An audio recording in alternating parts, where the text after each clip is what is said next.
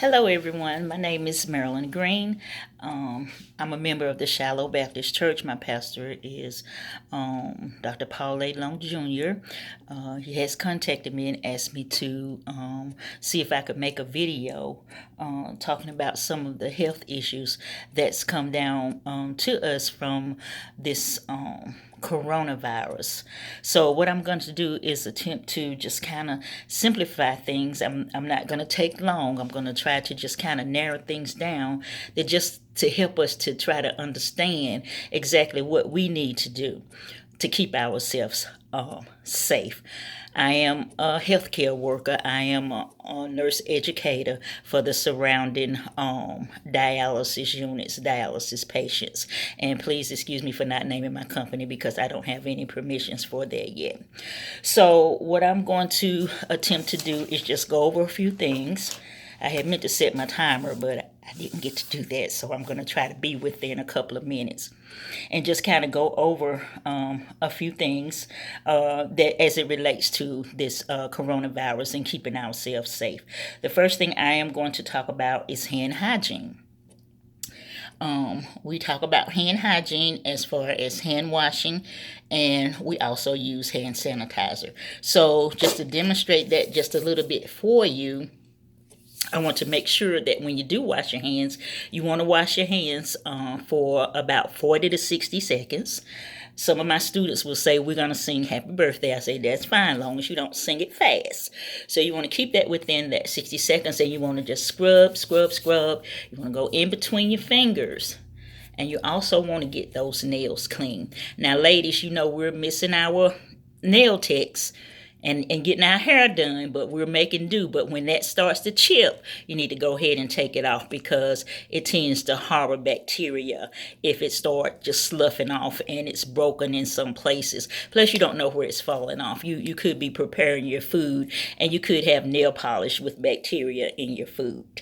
So the second thing I'm going to talk about is social distancing. You know, we talk about the 6 feet apart.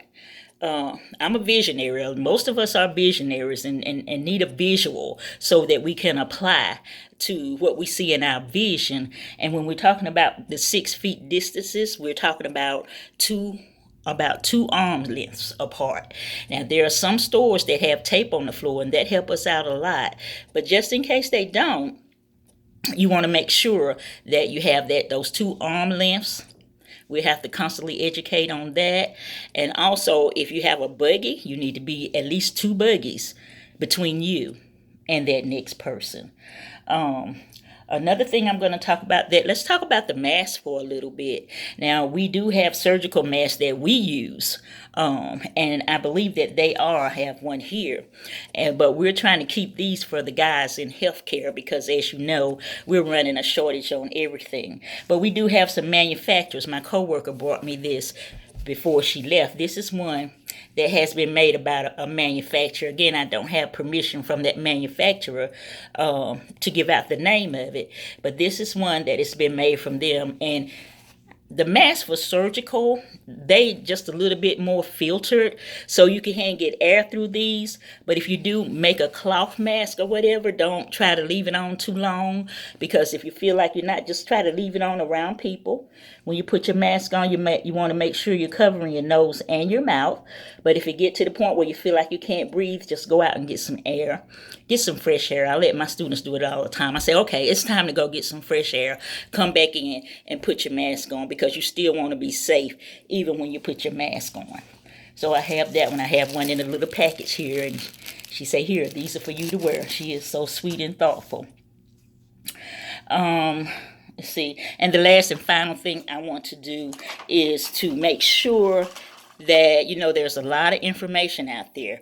Some of it is good information. Some of it is not so good. Some of it is propaganda. It's just pure propaganda. So you want to make sure that you're listening to, or you're providing yourself with an equitable, a viable website that's giving you good information. I would be more than happy to answer questions or anything for you if there's something that needs to be done. My pastor know how to contact me, and I'd be glad to help you in any way. So until the next time, take care of yourself and let's be safe. Thank you. Bye-bye.